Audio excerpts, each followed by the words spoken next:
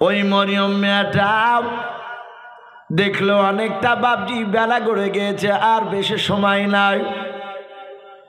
হযরত মরিয়ম মুসা নবীর বোন বাপজি আপনার অভিনয় করে অজানার ভান করে ডাক দিয়ে বলেছিল, বাদশাহ আমার মনে হয় আমি অনেকক্ষণ ধরে লক্ষ্য করে দেখলাম অনেকগুলো দাইমা আসলো, কার স্তনে মুখ লাগে আপনার ছেলে দুধ পান করুন নাও।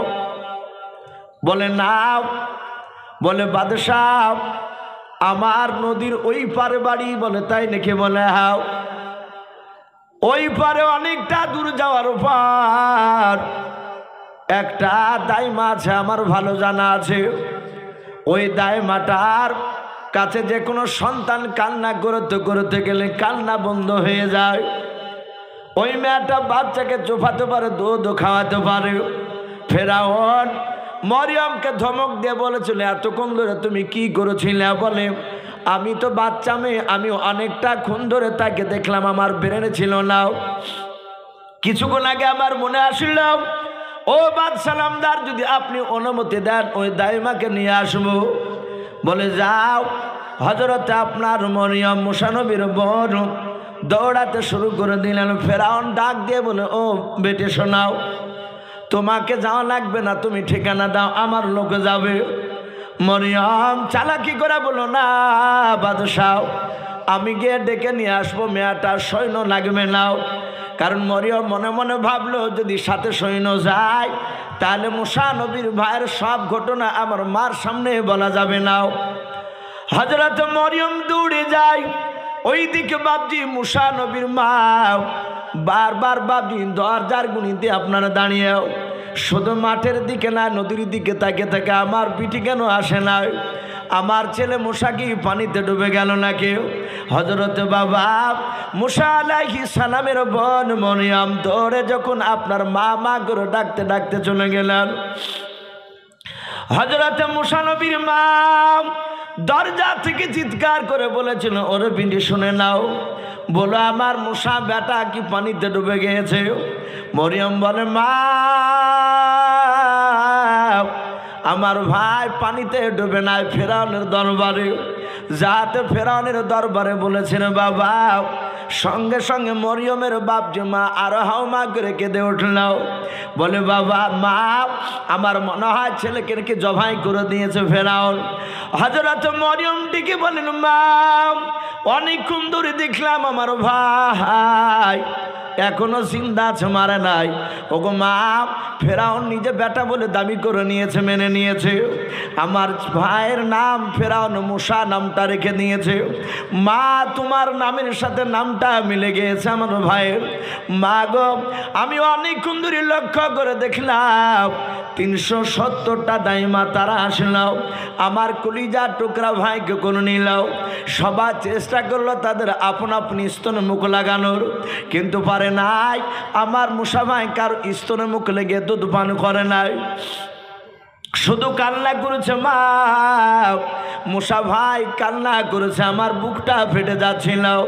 ওগো মা আমি বাদশার কাছে আমি তোমাকে দাইমা পরিচয় নিয়েছি, আমি তার বাড়িতে থাকি বলেছে। মা খবরদার তুমি তার কাছে জানো, তুমি মা পরিচয় তুমি দেমা নাও। বলো তুমি তুমি দাইমার অভিনয় করতে পারবে কিনা? হযরতে ইউকাবাদ মুসা আলাইহিস সালামের বাপজি জলম দুঃখিনী মা ডাক দিয়ে বললো, বিটি রে আমার সন্তানের কাছে আমি অনেক কিছু করতে পারবো, আমি কেন দাইমার ভান করতে পারবো না? আমি ধরা দিব না। মাগো অনেক সৈন্য দিয়ে পাঠাচ্ছিল, আমি কাউকে নিয়ে আসিনি। চলো তুমি এক্ষুনি চলো, আমার ভাই দুধ খাওয়ার জন্য ক্ষুধার তাড়নায় কান্না করছে। মা আমার ভাই কাঁদছিল, আমি কষ্ট পাচ্ছিলাম, একটু তাড়াতাড়ি চলো। মা আমার ভাইকে ফেরাউন আর মারবে না। হযরতে মরিয়মের মা মুসা নবীর মা উনি দৌড়াতে শুরু করলে। ফেরাউন বারবার বাপজি তাকাচ্ছে ওই মেয়েটা দাইমা নিয়ে আসছে না কেন। আসিয়া বলেন, আমার কোলে মুসা আলাইহিস সালাম ছিলেন, উনি কাঁদছিলেন, একবারও কান্না বন্ধ করেনি। নদী থেকে যখন বাড়িতে নিয়ে আসলাম, বাড়িতে আসার পরে শুধু কেঁদেছে। যাহাতে বাপজি ফেরাউনের দরবারে মুসা নবীর মা চিৎকার করে বলেছে, ওগো বাদশাহ নামদার, কই আপনার সন্তান, আপনি নিয়ে আসুন। আমি এমন একটা দাইমা, কান্না করা বন্ধ ছেলে আমার কাছে আসলে কান্না বন্ধ করে দেয়। আসিয়া বলে, যাহাতে মুসা নবীর মার গলার আওয়াজ আমার কানে পৌঁছালো। আমার কোলে ছিল মুসা। সঙ্গে সঙ্গে আল্লাহর কুদরাতে মুসা আলাইহিস সালাম কান্না বন্ধ করে দিলেন। জোরে বলুন সুবহানাল্লাহ। মুসা নবী বুঝতে পেরেছেন আমার জনম দুঃখিনী মা চলে এসেছে। হজরতে আসিয়া বাচ্চা নিয়ে বাবা ঘর থেকে বেরিয়ে গেলেন। মুসা আলাইহিস সালামের মা বাচ্চাটা কোলে করে নিয়ে বাপজি স্তন মুখ লাগাতে যেতে হয় নাই। হযরতে মুসা নবী আপনা আপনি বাপজি তার মার স্তনে মুখ লাগিয়ে দুধ টানতে লাগলেন। ফেরাউন বলল, ওরে বোন, সত্যি তুমি আমার মিশরের মধ্যে সবচেয়ে দামি তুমি দাইমাও। তুমি না আসলে আমার সন্তানকে আমি বাঁচাতে পারতাম না। ডাক দিয়ে বলল, ও দাইমাও, আমার বাড়ি থেকে তোমাকে যেতে দেব না। মুসা নবীর মা বাপজি অজানার ভান করলেন, জানতে দিলেন না যে বাচ্চারা আমি কলিজার টুকরা জনম দুঃখিনী মা মরিয়মের মা ডাক দিয়ে বলেছিল, গো বাদশাহ নামদার, আমার বাড়ি অনেক দূরে, আমার স্বামী আছে, এই যে মরিয়ম মেয়েটা, এই মেয়েটা আমার বাড়িতে থাকে, আমার কয়েকটা ছাগল রয়েছে। ও বাদশাহ নামদার, ওদেরকে আমি যত্ন করে, আমি গরিব মানুষ, আপনার বাড়িতে থাকলে ওরা খেতে পাবে না। ফেরাউন বলল, ওরে বোন শুনে নাও, তুমি কার ছেলেকে দুধ পান করাচ্ছ? বলে বাদশাহ আপনার। বলে শুনে নাও, আমার ছেলেকে যখন দুধ পান করাচ্ছ, তুমি যদি বাড়ি চলে যাও, গভীর রাত্রিবেলায় আমার বেটা মুসা যদি কান্না করে, কে দুধ পান করাবে বলাও? আমার মুসা বেটা কান্না করবে, আমি তার আব্বা ফেরাউন বাদশাহ, আমি সহ্য করতে পারবো না। ওরে আমার, ওরে মুসা নবীর দুধ মাও, চিন্তা করো না, তোমার ছাগল গরু যা আছে সব নিয়ে আসাছে মানুষের দ্বারায়। তোমার স্বামীকে আর এই তোমার বিটি বাড়িতে থাকে যে মরিয়মকে, সবাইকে আমার তরফ থেকে রাজ খাবার দেওয়া হবে। জোরে বলুন সুবহানাল্লাহ। এই আর যাওয়া লাগবে না, তোমার স্বামীকে আজই ডেকে নিয়ে আসছে। আমার রাজ দরবারে ঘরের অভাব নেই। আল্লাহ বলছেন, ওরে বান্দাও, এই ফেরাউন, তুই আমার নবীকে মারবি, মারতে পারবি না।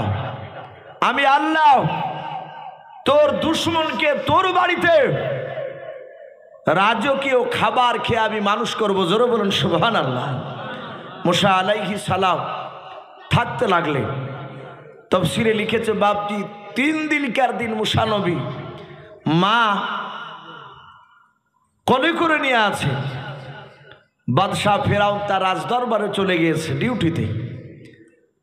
এদিকে মুসা আলাইহিস সালামের আসিয়া যে বাপজি মা, সে মুসা নবীর আপন মাকে ঘরে আড়ালে ডেকে নিয়ে যে বলছে, ওগো শুনে নাও বোন, তুমি সত্যি করে বলো, এই বাচ্চা প্রকৃতি কি তোমার?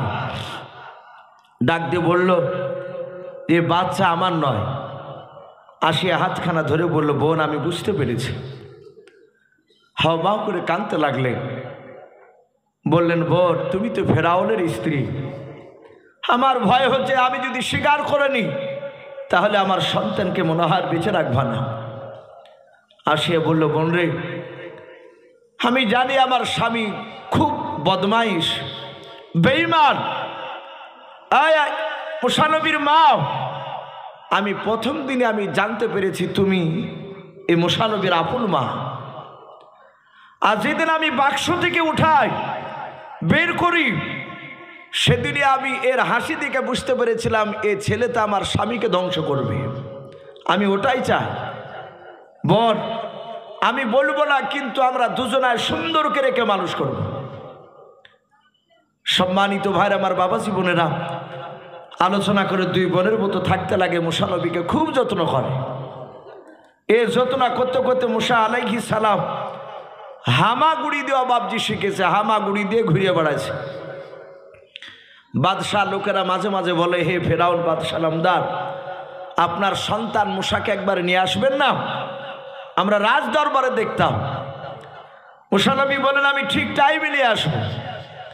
মুসা রাজ দরবার থেকে নয়, ফেরাউন রাজবার দরবার থেকে বাড়ি ফিরে মুসা আলাইহিস সালামকে কোলে নিয়ে বাবজি চুমা খায়, আদর করে। মুসা আলাইহিস সালাম বেশ হামাগুড়ি দিয়ে বাবজি আপনার বেড়াতে যখন শিখে নিয়েছে, একেবারে খাড়া হয়ে দাঁড়াতে পারে না। ওই সময় ফেরাউন বাবজি হঠাৎ করে হামানকে ডেকে বলল, ওরে হামান, আমি মিশরের বিরাট বড় বাদশাহ হয়েছি, সবাই আমাকে ভয় করে, আমি মুখ দিয়ে যা বের করি সেটাই বাস্তবে পরিণত হয়ে যায়। আমার যাকে মন চায় তাকে জবাই করে দিই, আবার যাকে মন চায় তাকে আমি ছেড়ে দিই।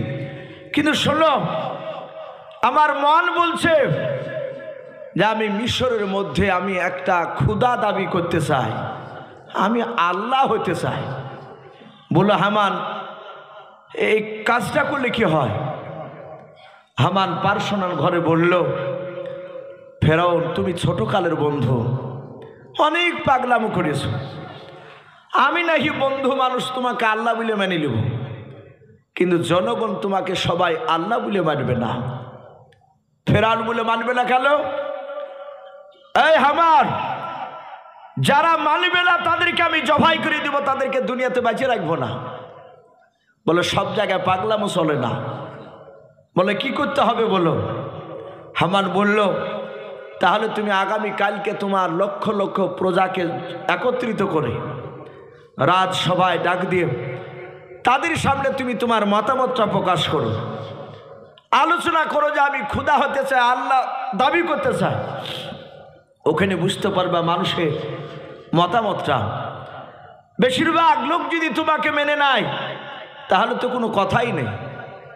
যে কটা লোক মানবে না তাদেরকে ভয় দেখে তোমার সাপোর্টেরা করা যাবে।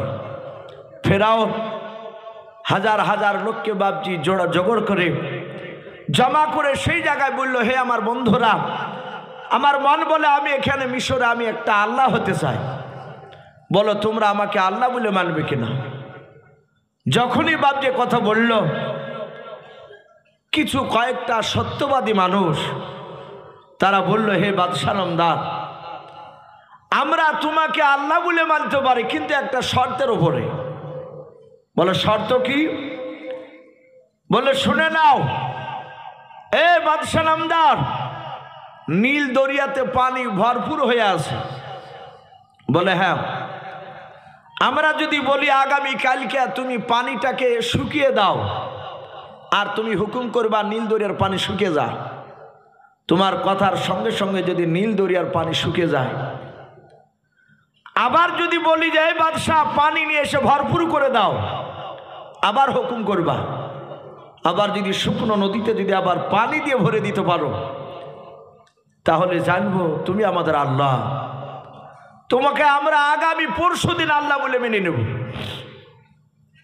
ফেরাউন দেখলো এই তো ভারী ঝামেলা, এই পানি তো আমার তাবে হবে না, কিন্তু বেকায়দায় ফেরাউন চিৎকার করে বলল, আমি তাই করে দিতে রাজি আছি, কথা দিয়ে ফেলল। হামানকে ডেকে নিয়ে এসে বলল, ভাই আমি যে কথা দিয়ে দিলাম আগামী কালকে নীল দরিয়ার পানি শুকানো লাগবে, এ কি করে সম্ভব? হামান বলল, আমি তা বলতে পারবো না, তোমাকে অনেক যুক্তি দিয়েছে, কিন্তু এই নীল দরিয়ার পানি শুকানো এই যুক্তি আমার কাছে নাই, একমাত্র আল্লাহ ছাড়া কারো ক্ষমতা নাই। ফেরাউন বলছে, এটা আমিও তো জানি। ফেরাউন বলল, হামান শোনো, আমি আগামী কালই দেখাবো বলেছি, কিন্তু আজ আমাকে একটা সুযোগ নিতে হবে। বলে কি?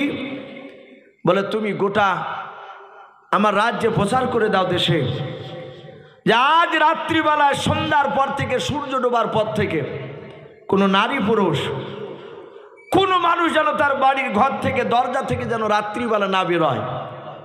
যারা বেরোবে রাস্তায় বাড়ির বাইরে যাদেরকে দেখতে পাওয়া যাবে তাদেরকে হত্যা করা হবে, জবাই করা হবে। হামান বলল আমি এটা বলতে পারবো। হামান প্রচার শুরু করে দিল লোক দিয়ে। ভয়ে সবাই বাপজি বাড়িতে ঢুকে পড়ল, কেউ বাড়াই নাও।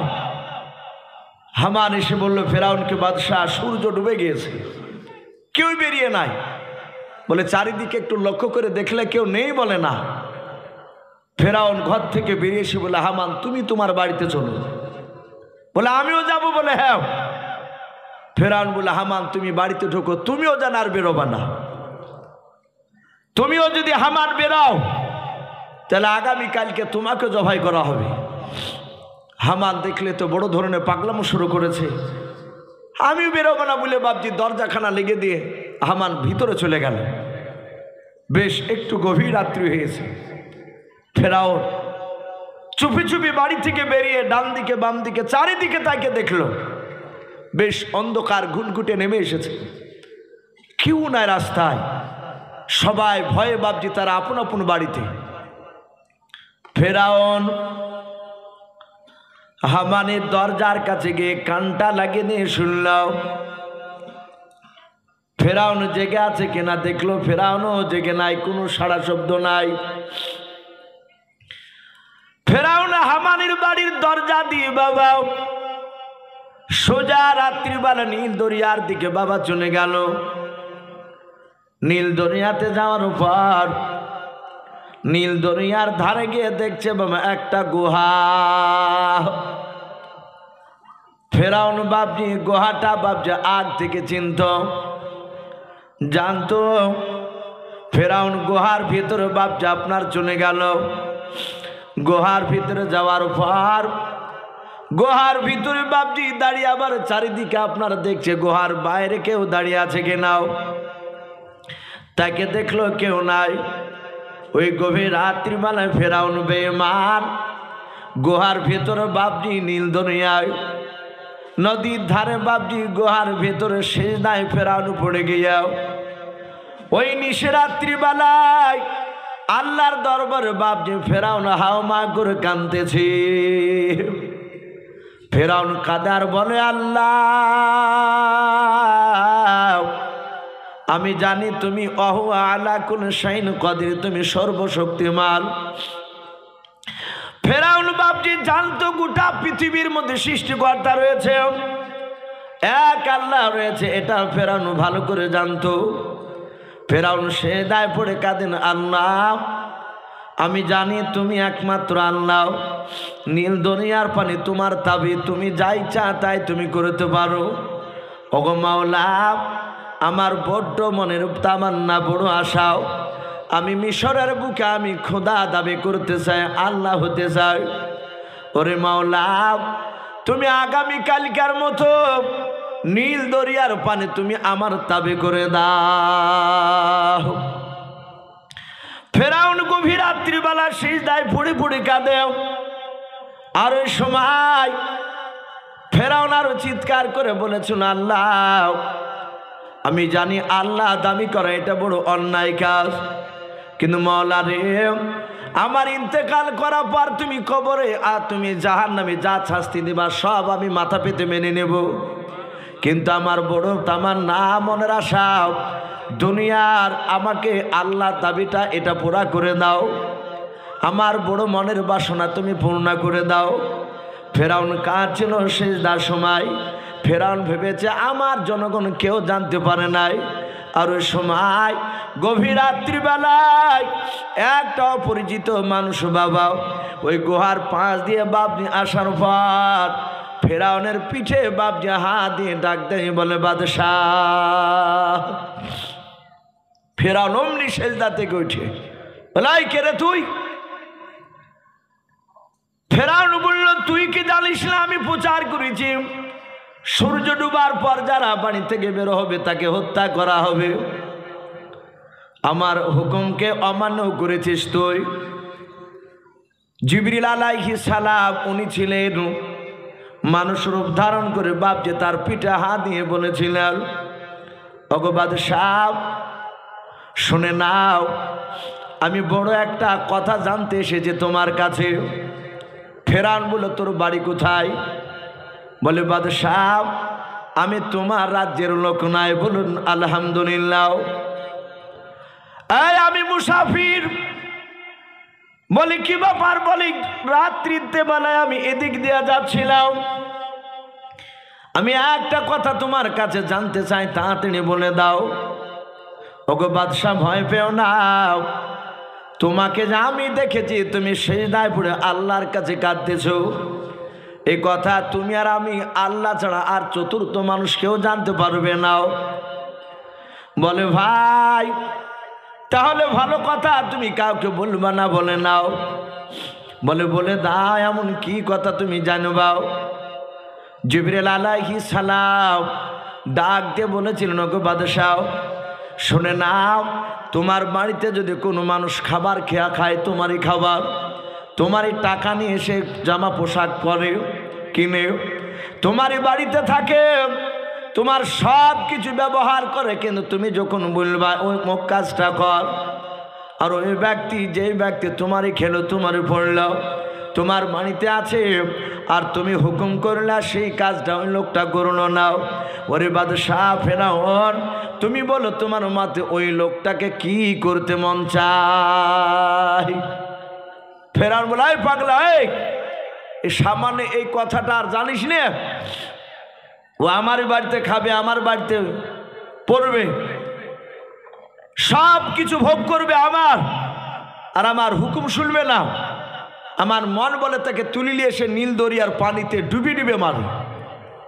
সাথে হাতে জিবরিল আলাইহিস সালাম পকেট থেকে বাপজি খাতা আর কলম বের করে বলল, ভাই একটু সিগনেচার সহি করে দাও, সহি করে দাও।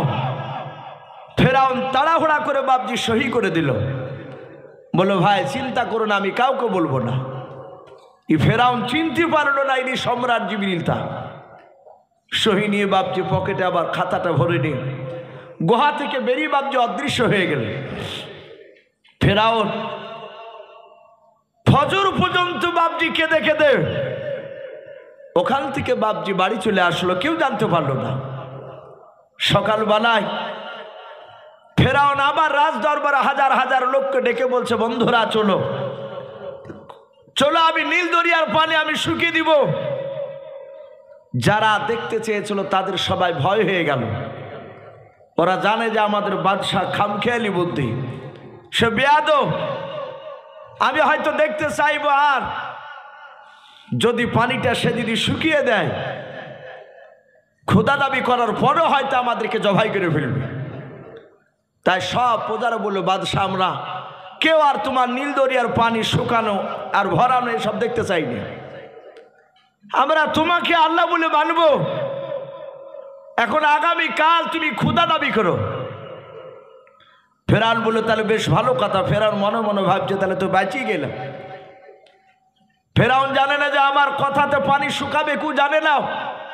ও আল্লাহর কাছে কেঁদেছে মাত্রই। ফেরাউন বললো, তাহলে আগামী কালকে আমি খোদা দাবি করবো, আমার সন্তানকে নিয়ে আসবো। হাজার হাজার লোক জমায়েত হয়েছে। হামান বলল, বাদশাহ নামদার চলুন, সকলে তাকিয়ে আছে। মুসা আলাইহিস সালামের মাকে বাপজি বলল, আমার সন্তানকে ভালো করে সাজিয়ে দাও, আমি নিয়ে যাব রাজ দরবারে, আমি খোদা দাবি করব, আমার সন্তান পাশে আমার বসে থাকবে। নিয়ে যাওয়ার পর বাপজি সিংহাসনে বসা, মুসা নবীকে বাপজি পাশে বসে রেখেছে। ডান পাশে বসে আছে মুসা আলাইহিস সালাম।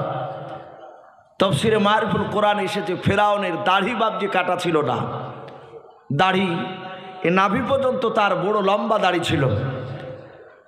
ফেরাউন দাড়িকে বাপজি এত যত্ন করত, মুক্তা দিয়ে বাপজি দাড়িকে দিনের বেলায় জোড়ে রাখত।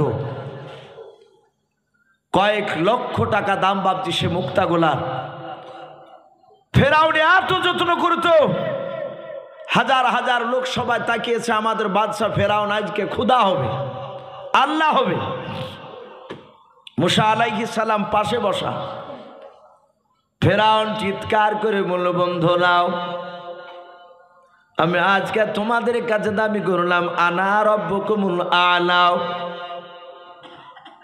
ফেরাউন বলল আমি সব আল্লাহর চেয়ে বড় আল্লাহ। যাহাতে বাপজি আনা রব্বুকুমুল আ'লা, যখন এই কথা বাপজি ফেরাউন বেঈমান স্বীকার করল, আর ডান পাশে পয়গম্বর মুসা আলাইহিস সালাম বসেছিলেন।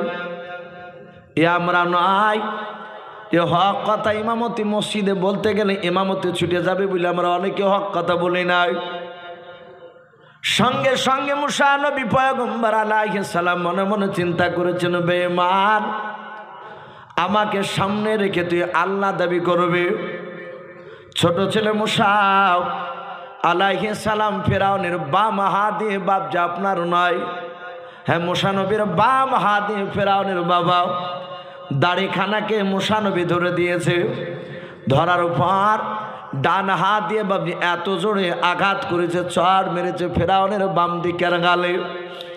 ফেরাউন দাঁড়াস করে বাপজি মাটিতে পড়ে যাওয়ার পর ওই সিংহাসন থেকে চেয়ার থেকে বাপজি ফেরাউন পড়ার পর ফেরাউন উঠে বাপজি ভালো করে বসতে পারছে না।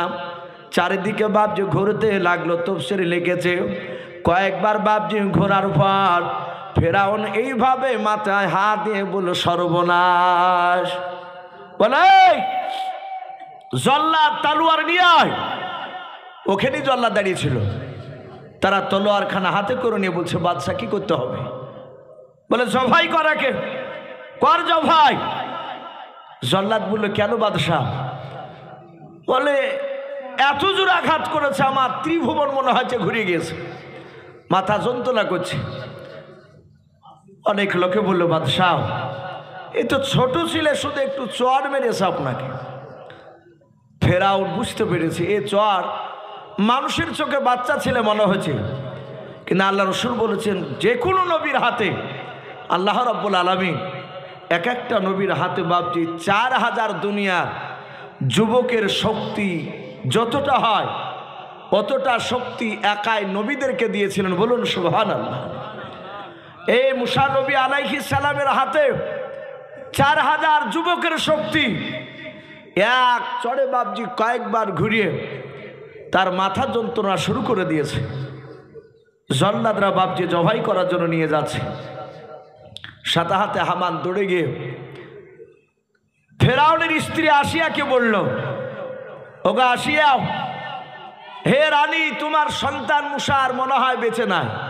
বলে কি হয়েছে? বলে ফেরাউনকে চড় মেরেছে, সে সহ্য করতে না পেরে রাগে তোমার সন্তানকে জবাই করার হুকুম দিয়ে দিয়েছে। হযরতে আসিয়া আলাইহা সালাম মুসা নবীর জনম দক্ষিণে মা দুজনায় দৌড়ে চলে গেলেন। আসিয়া দৌড়ে গিয়ে বাপজি জল্লাদের কাছ থেকে মুসা নবীকে কোলে তুলে নিয়ে বাপজি চুমা দিতে লাগলেন। ফেরাউন বলে আসিয়া এই বাচ্চা মুসাকে তুমি কোলে নিও না, একে তুমি জবাই করে দাও। বলে না না আমার বেটা মুসাকে জবাই করতে দেব না। বলে বেবি রে এই বাচ্চাকে জবাই না করলে মনে হয় আমার ব্যথা কমবে না। ফেরাউনকে বলে বাচ্চা ছেলে তোমাকে মেরেছে, পাগলামো কেন করেছো? লোকে খারাপ ভাববে। এই সবই মাত্র তুমি ক্ষুধা দাবি করেছ। এই বাদশা নামদার না আমার সন্তানকে জবাই করতে দেব না এই অবুঝ। ফেরাউন বলল বিবি রে অবস্থা কেমন করে প্রমাণ তুমি দিলে বললাও? বলে বাদশাহ আমার কলিজার টুকরা ছেলেকে তুমি হাজার হাজার লোকের সামনে তুমি প্রমাণ করে নাও। বলে কেমন করে প্রমাণ করব? বলে বাদশাহ আগুনের কুণ্ডে একটা নিয়ে এসে আপনি পাশে রেখে দেন, আর আগুনের পাশে শুনে নেন মিঠাই জাতীয় জিনিস আপনি মিষ্টি জাতীয় জিনিস নিয়ে এসে আগুনের পাশে রেখে দেন। হাজার হাজার লোকের সামনে বাচ্চা মুসাকে ছেড়ে দেন। আরে মুসা বাচ্চা যদি হামাগুড়ি দিয়ে যেতে যেতে যেতে যেতে গিয়ে যদি আপনার আগুনের কুণ্ড যদি তুলে যদি মুখে দিয়ে দেয় তাহলে জানবো বাচ্চা ছিল অবুঝ, আপনাকে জেনে শুনে মারে না। আর যদি আগুন বাদ দিয়ে যদি মিষ্টি জাতীয় জিনিসটা তুলে নেয় তাহলে জানবো এ বাচ্চা ছেলে অবুঝ না, জেনে শুনে তোমাকে চড় মেরেছে। তারপর জবাই করবো, আমি আর বাধা দিব না। ফেরাউন রাজি হয়ে গেল যুক্তিতে। আগুনের দলা আর মিষ্টি জাতীয় খাবার নিয়ে আসলে পাশাপাশি বাপজি দুটো রেখে দিয়েছে। হাজার হাজার লোক বাপজি দল পেতে দেখছে যে বাচ্চা ছেলের বিরাট পরীক্ষা। মুসা আলাইহিস সালাম হামাগুড়ি দিয়ে যেতে যেতে যেতে যেতে মিষ্টির দিকে বাপজি হাত নিয়ে যাচ্ছে। ফেরাউন এইভাবে মাথাখানাকে চেপে ধরে ডাক দিয়ে বলছে, বিবি রে তাকিয়ে দেখ, এ বাচ্চা অবুঝ নয়, এই জালে যে কোনটা মিষ্টি আর কোনটা আগর, ও আমাকে ইচ্ছাকৃত চড় মেরেছে। ওদিকে আসিয়া আলাইহিস সালাম মুসা নবীর মা, ওনারা দুজনে আল্লাহর কাছে গোপনে কাঁদছেন, গো মালিক, আজকের পরীক্ষায় তুমি আমার সন্তানকে তুমি বাঁচিয়ে দাও। আমি জানি যে আমার এই ছেলে মুসা ইচ্ছাকৃত চড় মেরেছে, সহ্য করতে পারে না, তার সামনে খোদা দাবি করেছে। জিবরিল আলাইহিস সালাম আল্লাহর হুকুমে চলে আসলেন, মানুষ কেউ দেখতে পেল না। মুসা আলাইহিস সালামের ডান হাতখানা এইভাবে ধরে আগুনের কাছের দিকে নিয়ে গেল, মিষ্টির দিক থেকে মিষ্টি ধরতে যাবে আর অমনি হাতখানাকে ধরে ঘুরে নিয়ে গিয়ে আগুনের কুণ্ডটা মুসা নবী আলাইহিস সালামের মুখে তুলে বাপজি জিবরিলি বাপজি ভরে দিলেন। মানুষ জানতে পারলো না। সাথে হাতে মা আসিয়া দৌড়ে গিয়ে মুসা নবীর মুখ থেকে বাপজি আগুনের দলাটা বের করে ফেলে দিলেন। তাফসীরে লিখেছে মুসা আলাইহিস সালামের সামনেকার জিভটা একটু পুড়ে গেল। ফেরাউনকে ডাক দিয়ে বলল, অগো স্বামী, আপনি দেখুন এই বাচ্চা অবুঝ, ই বুঝলে আর আগুনটা তুলে মুখে দিত না। ফেরাউন যুক্তিতে হেরে গেল, বলে বিবি যা, আমি ছেড়ে দিলাম, কিন্তু যন্ত্রণা তো আমার হবে নাই। তাফসীরে লিখেছে তার 12 বছর ব্যথা ছিল মাথায়। বলুন আলহামদুলিল্লাহ। এই শয়তান, এ ফেরাউনের এরকম ব্যথা ছিল। আমরা জানি যে নমরুদ বাপজি যে গোটা পৃথিবীর বাদশা হয়েছিল, তাকে একটা ন্যাংরা মশাতে বাপজি নাক দিয়ে ঢুকে গিয়েছিল। মগজে ছিল 12 বছর, পৃথিবীর কোনো দাওয়াতে কাজ হতো না, ওই ব্যথা কমতো না। মাঝে মাঝে যখন ব্যথা হতো, মাজুমাতে বাপজি কথা বলতো মিটিংয়ে, যাহাতে মিটিং জমে উঠতে কারণ কুটুস করে মশা কামড় মারত। কামড় মারার পরে ওই ব্যথা টপাকের যন্ত্রণা, ওই ব্যথা কমতো না। তখন ওই ফেরাউন নাই নমরুদ করেছিল কি, তার একটা লোককে রেখেছিল, 101 বারই মাথায় জুতে মারলে কার বাপজি ওই ব্যথাটা কমতো। বলুন আলহামদুলিল্লাহ। এত বেজ্জতি করতো লোকের সামনে, অমনি জুতে মারতে লাগতো। এই ফেরাউনেরও চড়ের আঘাত বাপজি, এটাও পৃথিবীর কোনো মলমে ভালো হতো না। কি করতো, ওকে জুতে নাই, ওকে মাথায় এভাবে কিল মারত। ওকে 100 ওপরে কিল মারার পর বাপজি তখন ব্যথাটা আস্তে আস্তে হারিয়ে যেত। আবার মাঝে মাঝে বাপজি ব্যথা উঠতো, ওই তখনই বাপজি তাকে আবার কিলাতক মানুষে ধরে। ফেরাউন মুসা আলাইহিস সালামকে বাপজি ছেড়ে দিলেন। মুসা আলাইহিস সালাম তিনি আস্তে আস্তে বাপজি বড় হতে লাগলেন। আর ফেরাউন কিছু বলে নাই। মুসা আলাইহিস সালাম বেশ একটু বড় হয়েছে, জৈবনে পদার্পণ করতে শুরু করেছে। 16-17 বছরের বাচ্চা মুসা আলাইহিস সালাম। সব লোকেরা বাপজি মুসা নবীর একদিন মনের ইচ্ছা হলো, আমি মাঠ বেড়াতে যাব। সবাই দুপুরবেলায় কাজ করে বাড়ি আসে, আর মুসা আলাইহিস সালাম দুপুরবেলায় মাঠ বেড়াতে যাচ্ছে। মাঠ বেড়াতে গিয়ে মুসা নবী দেখছে একটা লোককে বাপজি আর একটা লোকে ধরে ধরে মারছে। মুসা আলাইহিস সালাম এক পা দুপা কেটে ওই যাকে মারছিল তার কাছে গিয়ে বলছে, ভাই একে মারছো কেন? যে মার খাচ্ছিল সে অমনি দৌড়ে এসে মুসা নবীর পা ধরে বলছে, ভাই তুমি বাঁচাও, তুমি বাদশার বেটাও, আমি বানী ইসরায়েল বংশের লোক, আর আমাকে লোকটা মারছে এটা ফেরাউনের বংশের লোক, কিবতিয়া বংশের লোক। মুসা নবী বলেন, ভাই এই গরিব লোকটাকে মারছো কেন? বলে ভারী বোঝাটা ওকে একবারই নিয়ে যেতে হবে। মুসা নবী বললেন, এত বড় বোঝা তো পারবে না। যে মার খাচ্ছিল সে বলল, ওগো মুসা ভাই, আমি বারবার বলছি আমাকে বোঝাটা দুবারে নিয়ে যেতে দাও। এই দুবারে দিবে না, ওই একবারই নিয়ে যেতে বলছে, আর আমি একবারে পারবো না। ফেরাউনের বংশধর সে লোকটা বলল, মুসা এখানে নাক গলাতে আসো না, তুমি যেখানে যাচ্ছ সেখানে যাও, একে একবারই নিয়ে যেতে হবে বুঝা, না হলে একে মারতে মারতে দুনিয়া থেকে শেষ করে দিব। লাঠি দিয়ে মেরিয়েছে, তার মাথা ফেটেছে, রক্ত বেরোছে, গোটা শরীরে বাপজি আঘাত করেছে, হাউমাউ করে সেই গরিব লোকটা কাঁদছে। মুসা আলাইহিস সালাম বললেন, ভাই কথা শুনবে না? বলে, না আমি একে মারবই। মুসা নবী দেখলো যে এতে সোজা আঙুলে ঘি উঠবে না, এতে আঙুল তো একটু দেখানো দরকার। তাফসীরে মারিফুল কোরআনে এসেছে মুসা আলাইহিস সালামের একটা অভ্যাস ছিল, উনি জামা পরে এইভাবে হাতকে প্রায় মাঝে মাঝে বাপজি গোটাতে। আমরা অনেক মানুষ ওরকম অভ্যাস হয়ে যায়। মুসা আলাইহিস সালাম বলেন, এই তুমি তাহলে শুনবা না? না। বলে, না আমি তোমার আব্বার চাকরি করি, যাহাতেই কথা বলেছে। আর মুসা আলাইহিস সালাম এভাবে জামাটাকে গুটিয়ে বাপজি ঘুষি মেরেছে ওই লোকটাকে, যে লোকটা মারছিল। এক ঘুষিতে বাপজি মুসা আলাইহিস সালামের আঘাতে দাঁড়াস করে পড়ে বাপজি সে লোকটা মারা গেল। মুসা আলাইহিস সালাম বলেন, ভাই ই পড়ে গেল কেন? নাকে হাত দিয়ে হাতটাকে ভালো করে একটু দেখে, এই লোকটা আর পৃথিবীর বুকে বেঁচে নাই, মরে গিয়েছে। মুসা নবী বলেন, ভাই আমি তাকে মারে ফেলবো বলে মারিনি, কিন্তু নবীর মার আর সহ্য করতে পারলো না। বলে, ভাই আমি মেরে ফেলবো বলে আমি তাকে মারিনি, তাকে একটু ভয় দেখানোর জন্য আমি তাকে ঘুষি মেরেছিলাম, এই তো ভাই মরে গিয়েছে। যে লোকটা মার খাচ্ছিল সে বলল, ভাই ঠিকই হয়েছে, এ তুমি যদি না আসতে তাহলে তোমাকে মারতে মারতে আমাকে মেরে ফেলতো। ও গালি দিছে যে শালো মরিয়াছে, ঠিকই হয়েছে, ও বাঁচিয়েছে।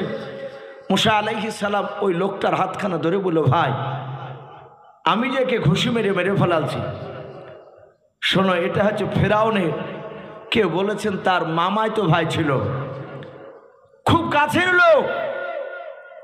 এই ভাই এ তুমি আর আমি আর এই লোকটা জানে, কিন্তু জানে তো লাভ নাই, ও তো মরে গিয়েছে, আমি যে মেরেছি আর আল্লাহ জানে। এই কথা যেন ভাই কোনোদিন যেন বের করো না, তুমি যদি বের করে দাও তাহলে আমাকে আর ফেরাউনের দরবারে থাকতে দিবে না। ছোট থেকে তো আমার আব্বা আমার উপর একটু রাগ আছে, ওই যে চড় মেরিয়েছে তার ব্যথা এখনো আছে। লোকটা বলল, ভাই মুসা তুমি পাগলা হয়েছো, তুমি আমাকে বাঁচাইছো আর আমি এই কথা